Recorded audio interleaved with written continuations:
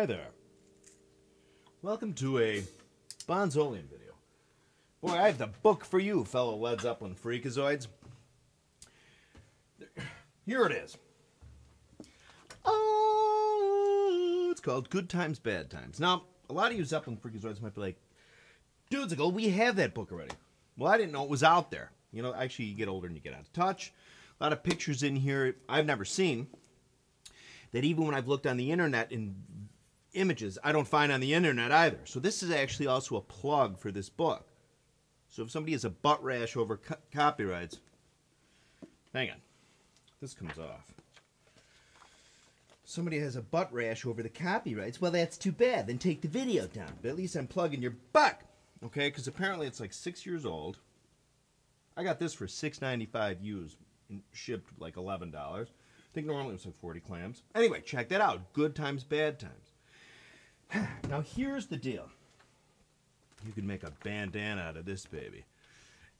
Yeah, but here's the deal. What's really important about this book, it's awesome. Because, all right, remember in other videos, if you've seen all my videos, on at least 11 occasions, I've always talked about a picture, Zeppelin playing at Kezar Stadium, 1973 tour, June 2nd, 1973, picture taken from behind Bonham's drums, where you can clearly see a 24-inch giant beat. Okay, it's a black label, modern. Well, they made him up until, let's just say, I mean, fresh for the tour, right? You can find Marcel Vogelmann's Peisty list. You'll see him on there. That they were delivered to him. Anyway, the picture you can see giant beat. It's awesome. Anyway, somebody's like, well, Terry, I know you've been looking for that picture forever, because I'd found it on the internet 10 years ago and I never could find it again. No, that couldn't have been frickin' 10 years. Well, I guess it could have been. Even though the picture's in this 2009 book. Yeah, it was before that. So I don't know, the picture was around anyway, but I found it then, can't find it now. Anyway, here's the deal. So in this book, for the love of God, if I can find the picture, and this is great, because when you see the picture in the book, like if you scan it, it's a little harder to see that the symbol says giant beat.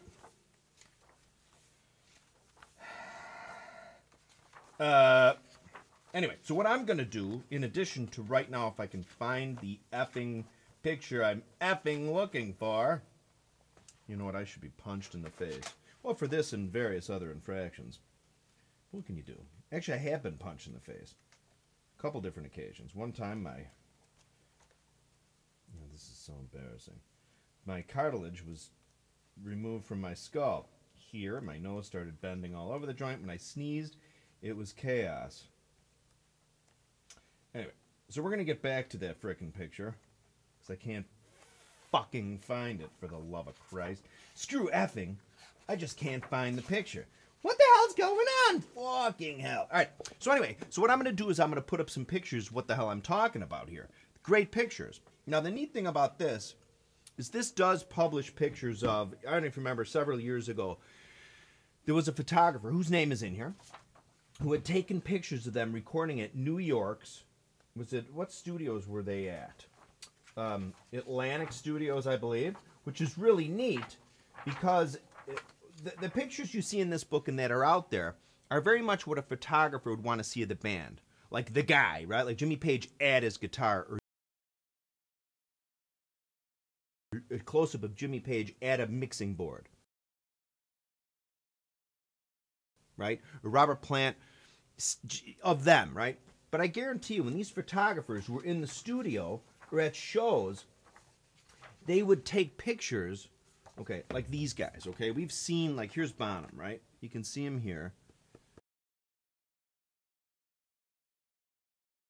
These pictures came out a few years ago. They had always existed, obviously, since 1970 or whatever. But this is Bonham playing his thermal kit at, what studio is it again? Atlantic Studios, I guess. So, and there's other pictures here of Bonham setting up. You can see when he has one of his 602s, a shiny new 602 he's going to put on the stand, which you can see here. Maybe it's an 18. You never know. Bonham actually sometimes did record with 16-inch cymbals sometimes, especially in the earlier days, 16-inch crash cymbals. And this also two shows on the first American tour they did with Vanilla Fudge. And Bonham got his fresh, shiny new thermoglass drums. You can see a couple pictures where Bonham's hi-hats are clearly 14.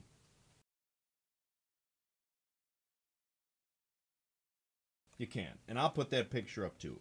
I have that. Actually, it's right here. Okay, this is them at the Boston Tea Party, I understand. Sometimes the picture, and I'll pop it up.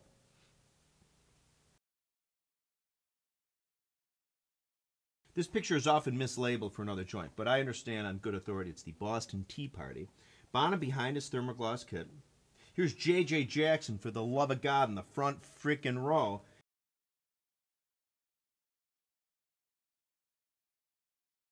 If you're old like me, you remember him from MTV back in the day. I should say the late J.J. Jackson.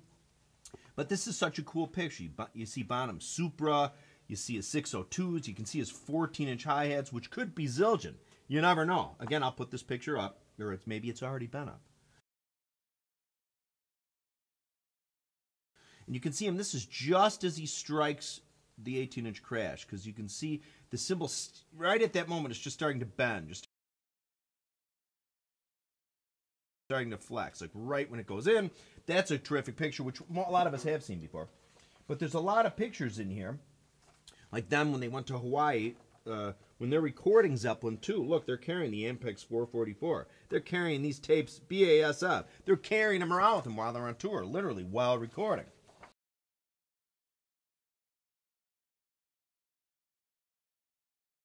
Going to this city, going to that. Well, there's a picture of Robert Plant's arse. Which is a little bizarre. But anyway, so a lot of pictures. Here's a picture of Bonham. I've seen this once or twice, but it's neat to see it in this book. Of Bonham sort of standing there. And he's got a bottle of booze in his hand, and he's eating something. This is a bottle of champagne. They probably had a great show. But look at that Sean Penn bad boy's face.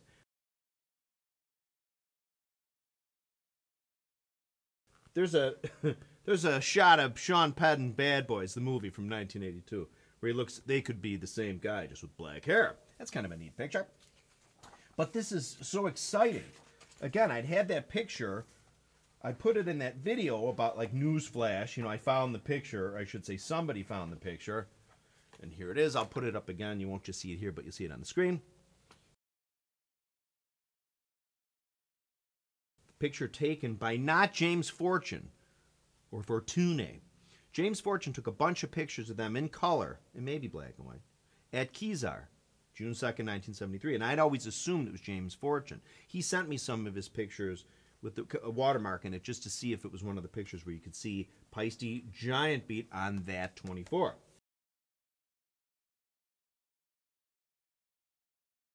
You can see 2002 on the 18 here. You can see 2002 on the hats. In other pictures I've seen color from the side of the stage. It's clearly a 2002-20. All right. So anyway, this was the gestation, the impetus, the thing that made me look for this book. Because some dude's like, God, Tara, that picture you've been talking about since the dawn of time, it's in this book, Good Times, Bad Times, a visual biography of the ultimate band. As you can see, I'm talking especially fast because I'm so thrilled we've finally gotten this thing today. Okay? So it's pretty cool. And it's written by Jerry Prochnicki and Ralph Hewlett, with the foreword by Anthony DeCurtis. So remember, find this guy used. Maybe they'll make another, maybe they'll do a second run.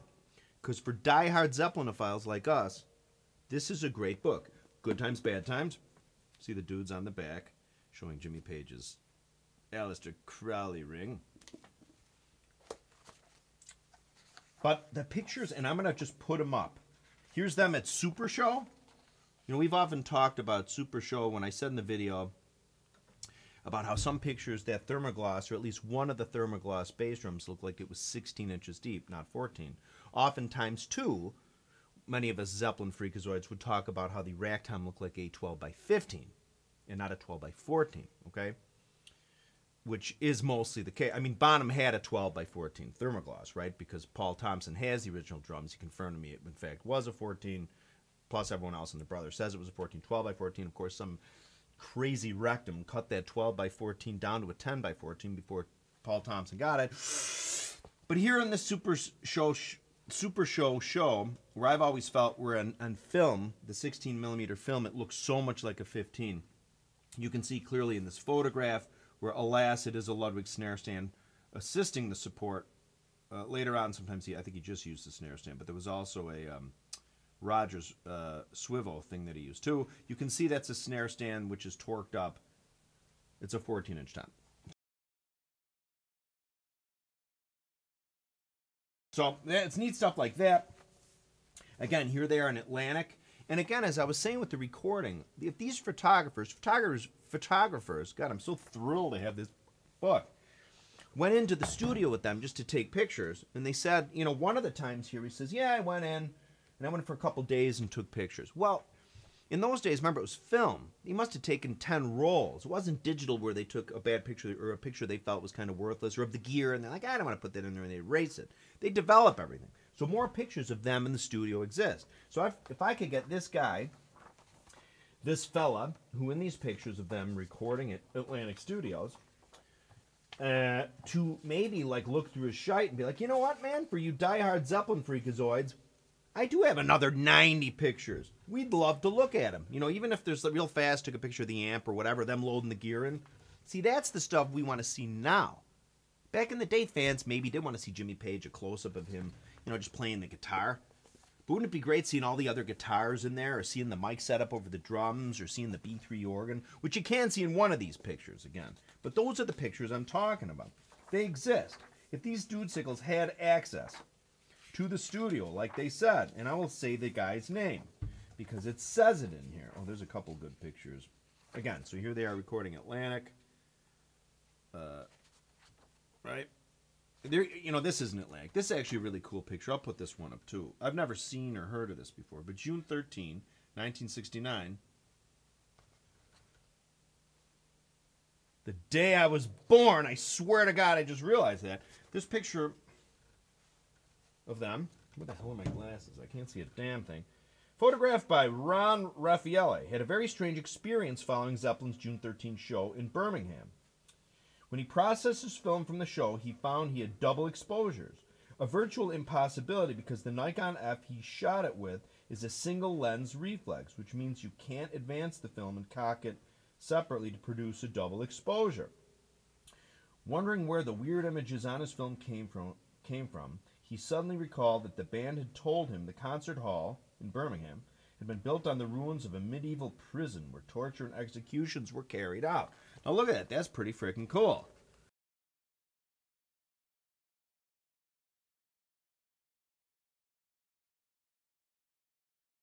It looks, if you've ever seen pictures, I know this sounds lurid, but if you've ever seen dead people or photographs of like people on the slab, they have the kind that looks like the face of somebody on the slab. It's kind of spooky. Anyway, get this book, okay? Remember, good times, bad times, that's cool.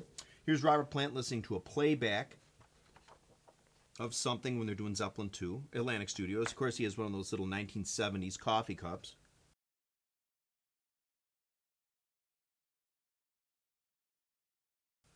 That we used to get when you get it, you know, out of the machine. They had a thing about bright colors, like back in the early 70s, there was a thing about like lines this way, and you'd see it like in the Madison Square Garden before they remodeled it. All right, so here we go. What is the name of this dude? So the name of the guy who took these pictures at Atlantic, Jim Cummins. Okay, Jim Cummins. He had the rare opportunity to photograph Led Zeppelin during the recording sessions for Led Zeppelin 2 Atlantic Studios in New York, 1969. Pardon me. He recalled, I spent 2 days with them. Shooting them in that studio presented a challenge because you had to shoot available light, and the walls were green and tan. Again, there's the 70s stuff. Green and tan. Probably lines going up and down. But yeah, they are. Look, here it is. Tan. Well, that's not green. That's brown. Never mind.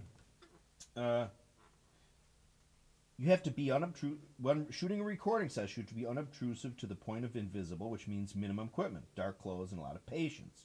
So come on, Jim Cummins. Dude, you know you got a box chock full of these negatives or pictures. Put them in a book, and loon crazy foaming at the mouth Zepaphiles like us will buy it. Yes. All right. So this is really cool. It's just so nifty. This book is just chock full of pictures. Where's the... Oh, Here's one too. I'm thrilled. This is them at Leeds University. Yes, the same Leeds where the Who had recorded live at Leeds. You can see, if you ever see pictures of Leeds, there's even some pictures, and I think even footage of the Who of them recording the show there, you can see.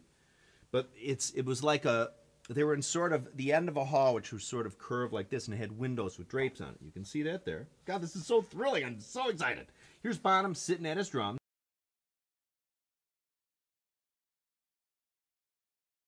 He's got his Snoopy shirt on.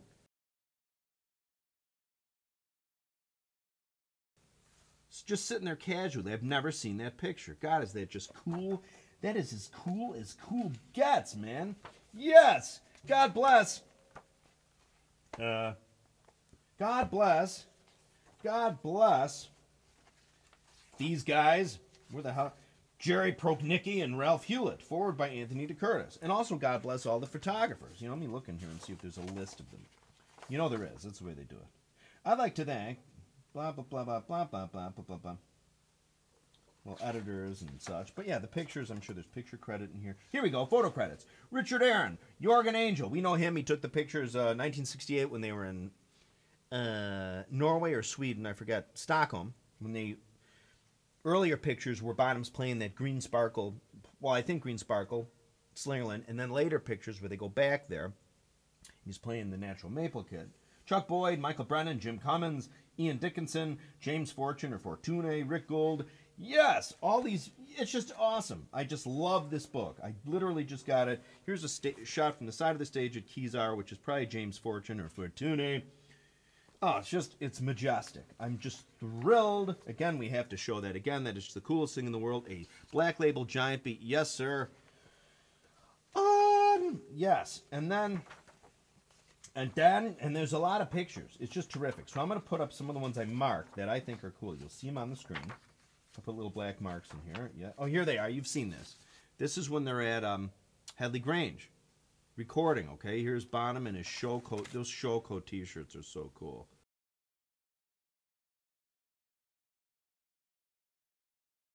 He's sitting down where they recorded, what did they just record? Black Country Woman.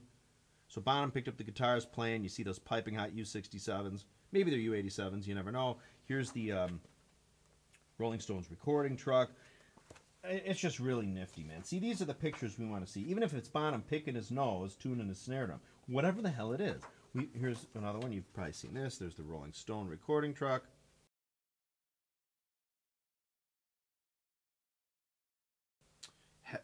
Headley Grange. Oh, baby. Just, you know what? This might be Stargroves. I don't know. Maybe it's Headley Grange, but it might be Stargroves. I forget. Stargroves is Mick Jagger's place, or was, and that's where they did some of the stuff for Houses of the Holy. Okay? So that, hey, look, there's a basketball right in the grass. Isn't that kind of cool? Yes, God knows where these little white things are. Maybe they're cigarette butts. All right. So I'm just thrilled to get this. Yes, keep these publishers in business. Buy this book if you can. It's so cool. Good times, bad times. As more time goes by, obviously, pictures you've never seen before the band come out, people realize they have them. Or, you know, as Zeppelin and these bands get bigger and bigger, people think any picture they have is good, which is great. Here's Robert Plant sitting in an arena holding Jimmy Page's double neck. For a show that is just so nifty. That's kind of cool. Okay, what else? It's just so nifty. I'm thrilled. I'm excited. Yes, I am. Here they are in the beard phase. Oh, baby. So get this book if you can. There was one more picture I wanted to share with you. Because I just thought, I mean, specifically share. It's just so nifty. I'm just going to sit here and start reading this while the camera runs. No, I won't. Oh, there's Frank Zappa with... No, that's not Frank Zappa. Is that Frank Zappa? Oh, it looks like Frank Zappa. Never mind. So, gotta love the pants on Jimmy Page here. Yes, God, man. 1969-ish to like 73-ish was just a... see the pants I was telling you about? Remember I said how back in the early 70s people had a penchant for bizarre colored things and lines that went up and down. Bonham in those pants. And we wore them when we were children walking to school. Yes, we did. Me, myself included. So wait, what was the last picture I wanted to show you? Showed you that one, showed you that one, showed you that one, showed you that one, showed you this one, showed you that one, showed you this one, showed you that one, showed you this one. Well, maybe I didn't show you this one. Maybe I didn't show you that one. That one or this one I didn't show you. Showed you that one. This one I showed. Ah, a real quick thing. I've seen this picture, and we're going to make more videos like this of the latter half of the book. This is just a few pictures. Otherwise, the video will go on forever. I'll put this picture up, too, which you can see closely. They always say that this is Jimmy Page working with Glyn Johns. That is not Glyn Johns. I'm just telling you, it's not. I've seen enough pictures of Glyn Johns. That is not Glyn Johns.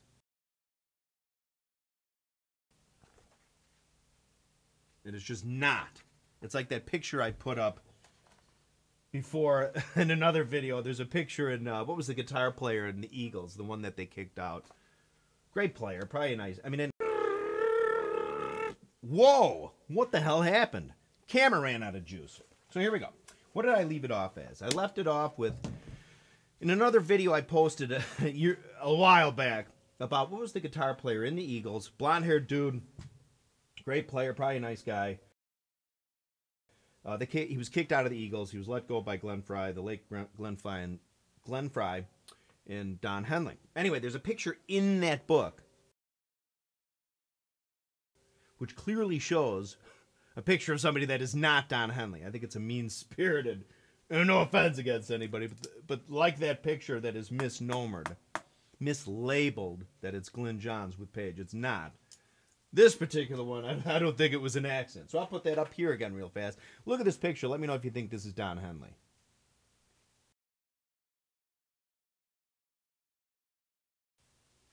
That is not Don Henley. That is a guy who looks just like Larry Bird, dressed up as Don Henley with the Texas shirt on, with the snarl on his face.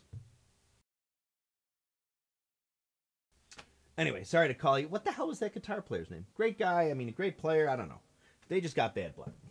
So anyway, I wanted to show you one final picture. Of course, it's a picture of Bonham, and he's wearing the puffy shirt from Seinfeld. It's pretty cool. You know, in those days, that stuff was hip. And here, look at this picture. Tell me this isn't cool. And I'll put this up. Paper cut. I'll put this up so you'll see it close.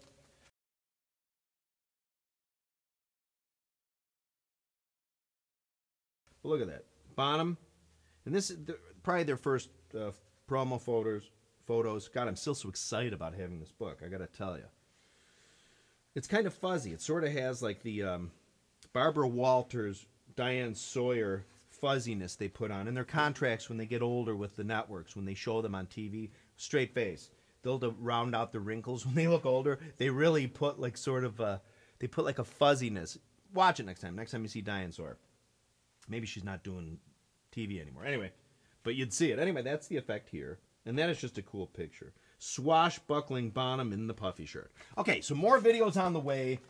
This book is just the coolest thing in the world, I gotta tell you. It's so nifty.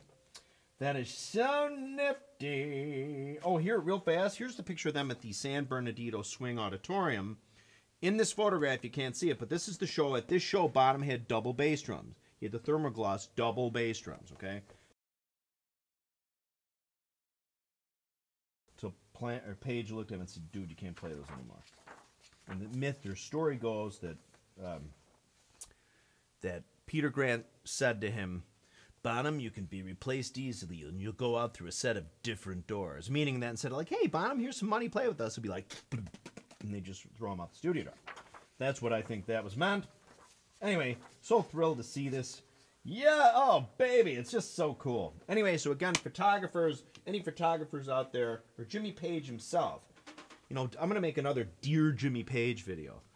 You know there's got to be miles of footage, well, feet of footage, yards of footage, meters of footage that was left out from The Song Remains the Same. With all those 16 millimeter and 35 millimeter, I'm losing my mind, cameras that were rolling around for those 3 days in New York, And also, they had those cameras there also in Baltimore and in Pittsburgh. There's got to be little clips of them. You know, like the clip in the Song Remains the Same movie where Bonham's coming out of the bathroom, like he just took a leak. There's got to be tons of stuff like that. Even the guy setting up on the stage. I used to say this years ago, and it's common sense. And you know there is, because in that Bonham, that Led Zeppelin DVD that came out with like the Royal Albert Hall stuff on it and the you know, the collection of video of the different places they played in Australia. It's like the DVD experience. At the very end with the credits, it shows a time lapse of them taking the gear down at Madison Square Garden.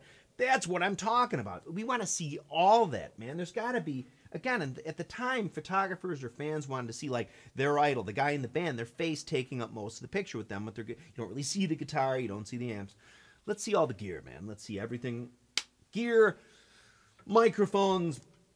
Did I say gear? Did I say them just hanging out and smoking a doobie? Whatever it is. All those pictures, let's get them out.